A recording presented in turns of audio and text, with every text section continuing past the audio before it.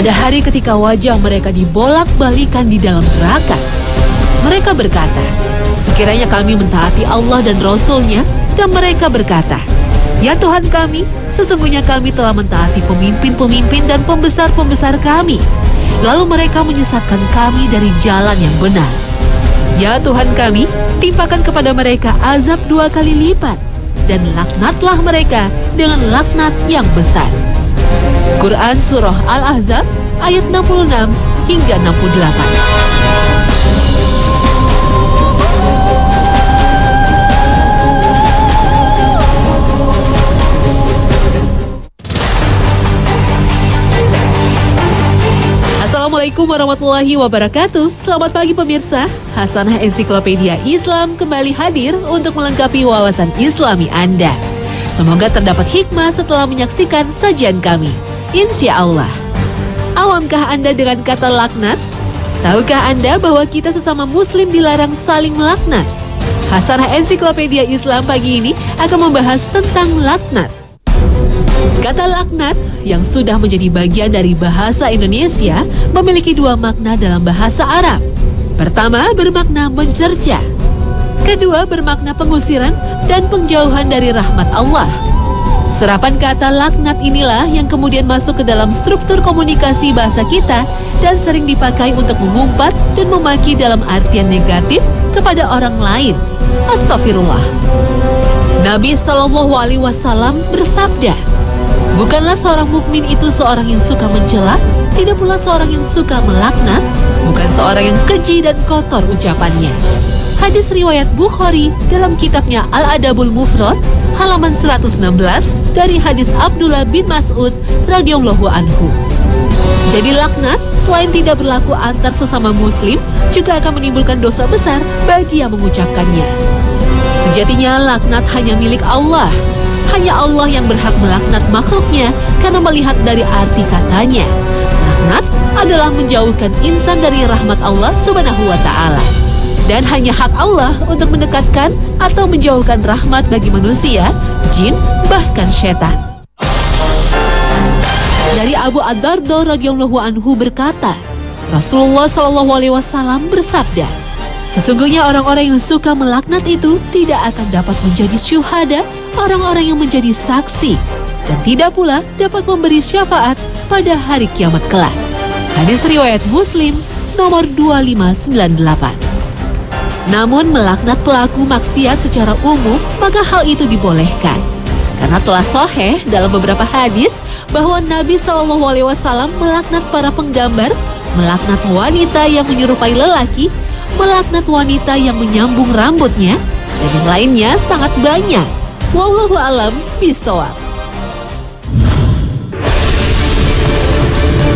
Sesungguhnya laknat jelas ditujukan bagi orang-orang kafir, apalagi bila jelas bahwa mereka memusuhi Islam dan pemeluknya. Sudah jamak bahwa upaya orang-orang kafir untuk menjauhkan kaum muslim dari menjalankan perintah agama. Bahkan yang lebih parah, banyak upaya dan propaganda supaya kaum muslim meninggalkan agama Islam dan berganti agama lain. Astaghfirullahalazim. Semoga Allah melaknat mereka.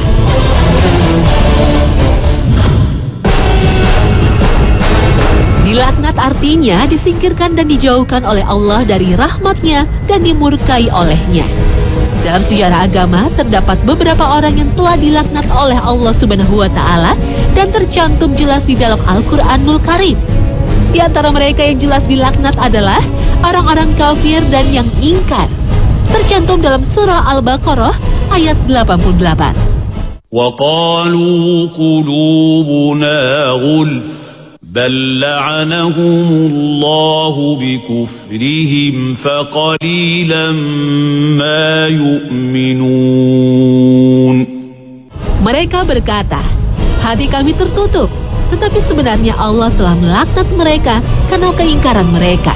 Maka sedikit sekali mereka yang beriman. Quran Surat Al-Baqarah ayat 88. Dan selain orang-orang kafir, juga terdapat orang-orang yang menentang kebenaran dan orang-orang yang zalim. Seperti yang tercantum dalam surah An-Nisa ayat 47. Hai orang-orang yang telah diberi Alkitab, berimanlah kamu pada apa yang telah kami turunkan Al-Quran. yang membenarkan kitab yang ada pada kamu sebelum kami merubah wajahmu. Lalu kami laknat mereka sebagaimana kami telah melaknat orang-orang yang berbuat maksiat pada hari Sabtu. Dan ketetapan Allah pasti berlaku. Al-Quran Surat An-Nisa ayat 47. Dan orang-orang yang membuat kerusakan di muka bumi ini. Selain itu juga ada segolongan orang yang dilaknat Allah, yaitu orang-orang yang memutuskan silaturahim dan orang-orang yang murtad. Seperti yang tertera di dalam surah Muhammad ayat 22 dan 23. Apakah kiranya jika kamu berkuasa kamu akan memutuskan silaturahim? Mereka itulah orang-orang yang dilaknat oleh Allah dan ditulikan telinga mereka serta dibutakannya penglihatan mereka. Betapa beratnya orang yang memutuskan tali silaturahim. Ada baiknya segala momentum yang ada sekarang ini kita manfaatkan dengan baik untuk menyambung tali silaturahmi. Ramadan adalah salah satu momen yang sangat baik untuk menyambung tali silaturahmi. Apabila Quran sudah memerintahkan demikian, maka tak ada jalan lain bagi mukmin yang baik untuk taat menjalankannya. Insya Allah, janji surga Allah kepada setiap insan muslim yang taat.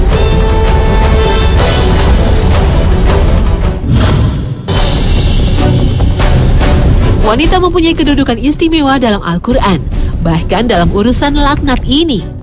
Sejatinya hal ini untuk menjaga tingginya peran wanita dalam tatanan umat Islam. Agama ini jelas mengutuk para wanita yang melampaui batas, namun juga Islam menjaga para wanita dari tuduhan dan fitnah dunia. Resistensinya fitnah atas para wanita ini tentunya berawal dari fisik.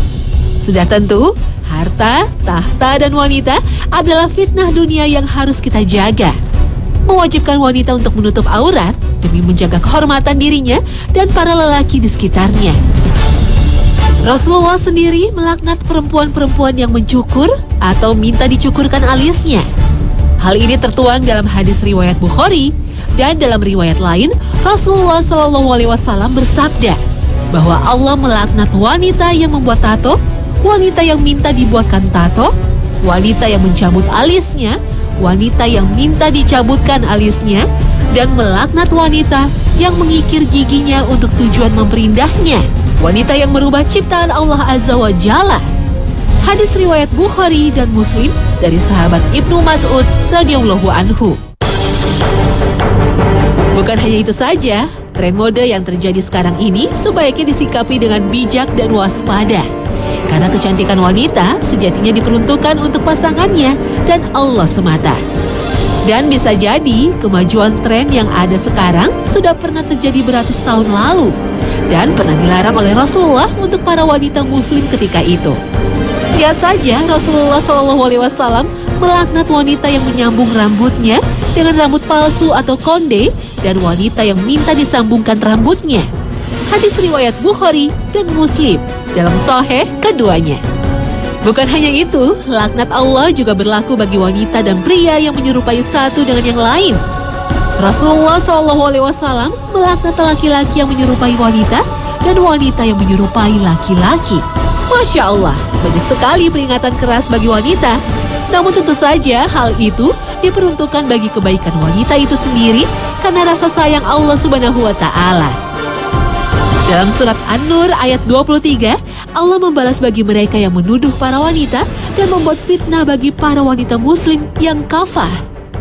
Innalladzina yarmunal muhsanatil ghafilatil mu'minatil lu'inu fid dunya wal akhirati walahum azabun azim. Sesungguhnya orang-orang yang menuduh wanita-wanita baik-baik dan beriman berbuat zina, mereka dilaknat di dunia dan di akhirat, dan bagi mereka azab yang besar. Quran Surat An-Nur ayat 23. Nabi Nuh berdakwah selama 950 tahun, namun yang beriman hanyalah sekitar 80 orang. Kaumnya mendustakan dan memperolok-olok Nabi Nuh. Lalu Allah mendatangkan banjir yang besar kemudian menenggelamkan mereka yang ingkar, termasuk anak dan istri Nabi Nuh. Hal ini tertuang dalam Al-Quran Surat Al-Ankabut ayat 14. Dalam kisah ini, Nabi Nuh berhasil bukan saja menyelamatkan umat pengikutnya yang beriman kepada Allah Ta'ala, tapi juga serombongan hewan yang sengaja dipilih dan berpasangan. Nabi Nuh alaihissalam adalah nabi generasi pertama setelah Nabi Adam alaihissalam yang diberi gelar Ulul Azmi. Antara Nabi Adam dan Nabi Nuh terpaut 10 generasi, sekitar